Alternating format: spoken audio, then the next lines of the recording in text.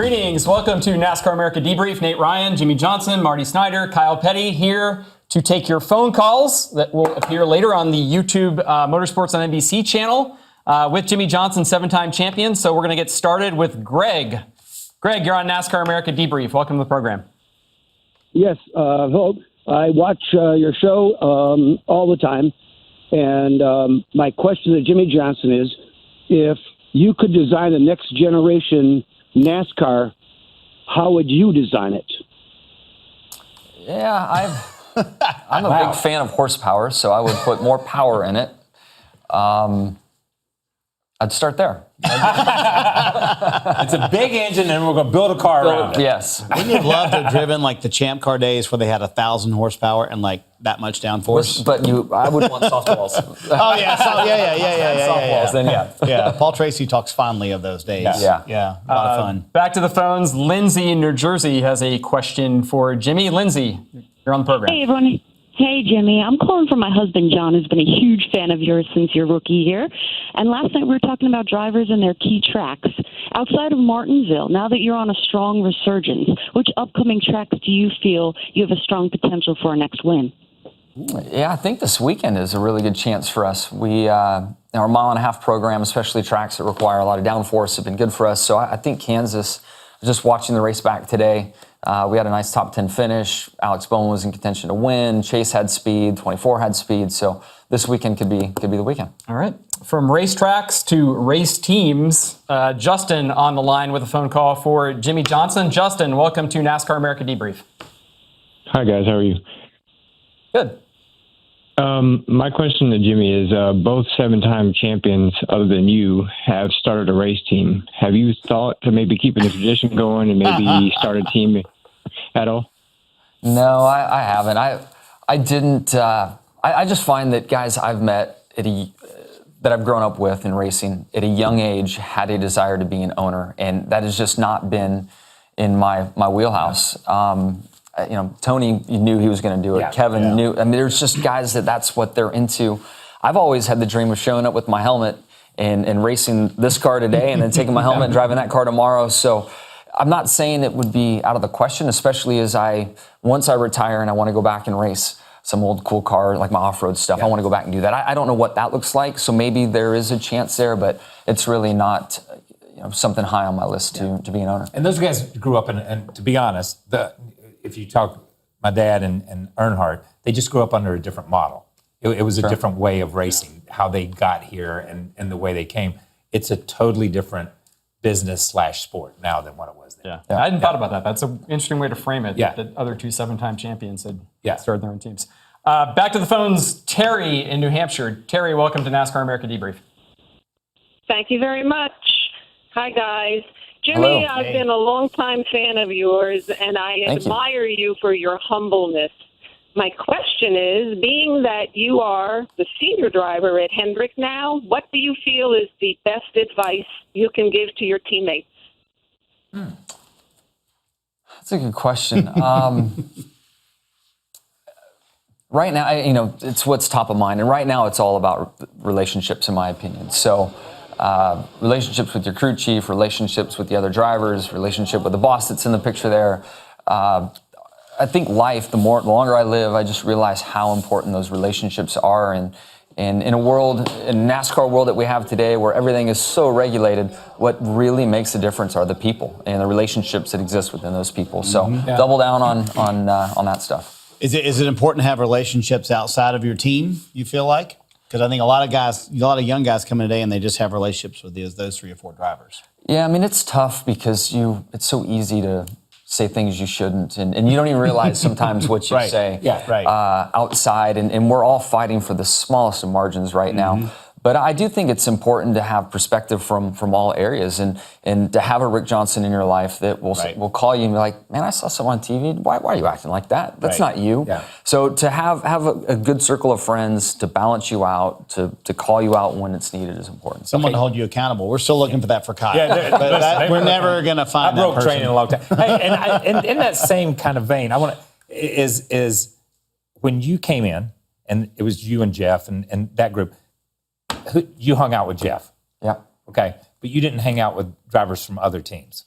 per se. Not so much. Yeah, No. that's a new phenomenon for me to see Chase and Blaney and Bubba and all these guys kind of hang out, because I grew up at a time where my job was to cut your throat.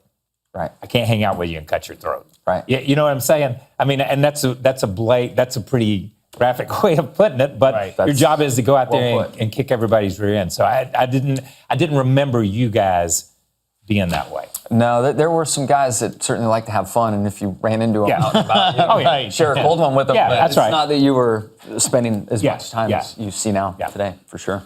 All right, back to the phones. We'll talk to PJ on the line in Oklahoma. PJ, welcome to NASCAR America Debrief. Oklahoma. Yeah.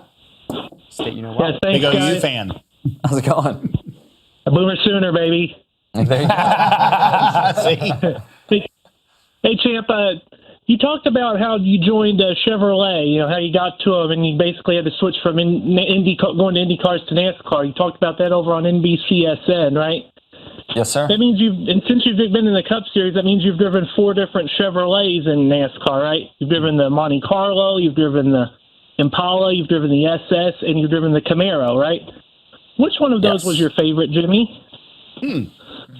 I don't know if it's fair to put it on the car, but the generation of the Monte Carlo, we had the most freedom to work on the cars. And you guys all remember just how twisted they were. Oh, man. The chassis and body orientation, there weren't any rules. You could put we'd put the hood over here, the roof was in the center, and the tail would be way over to the right and twisting things.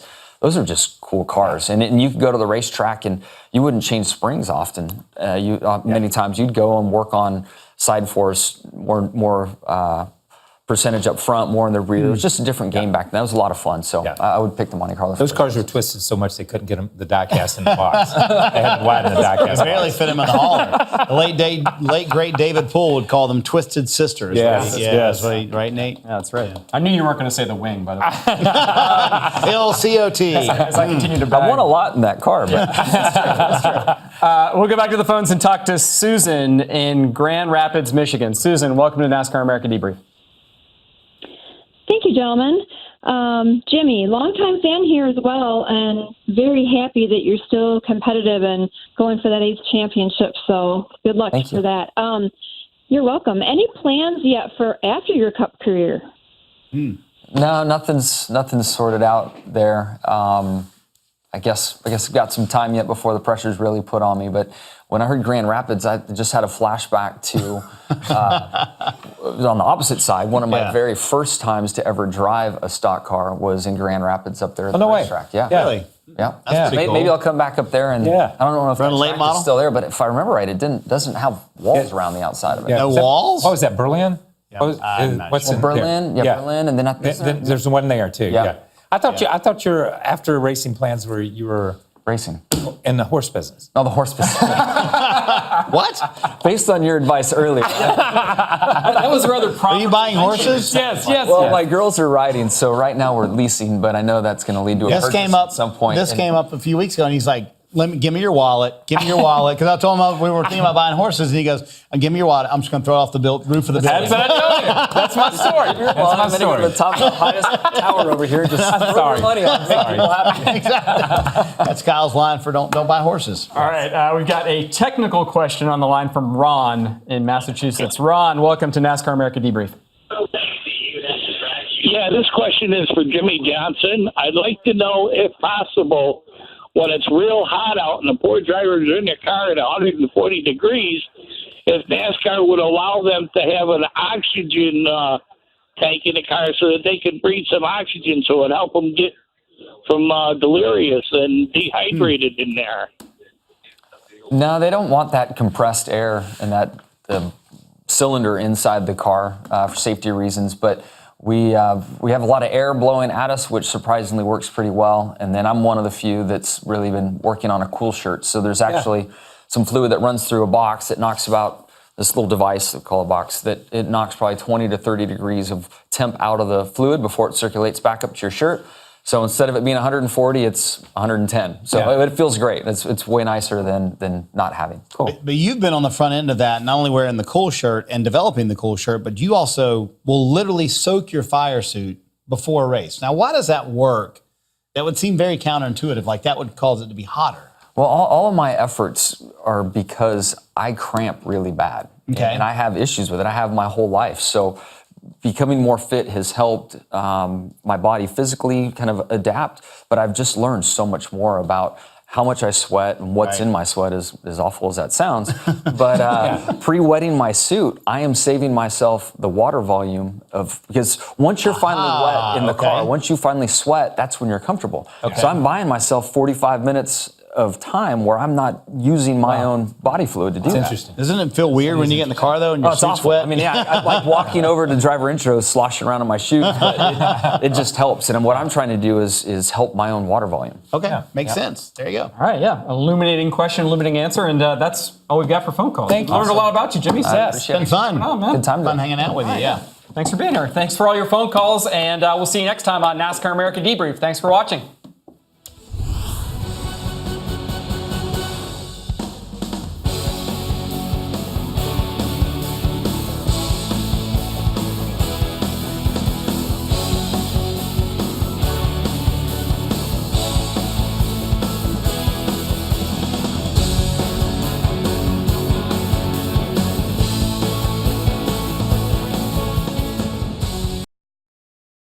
Hey Motorsports fans, thanks for watching. Make sure you hit subscribe before you go for all the latest news and highlights across motorsports.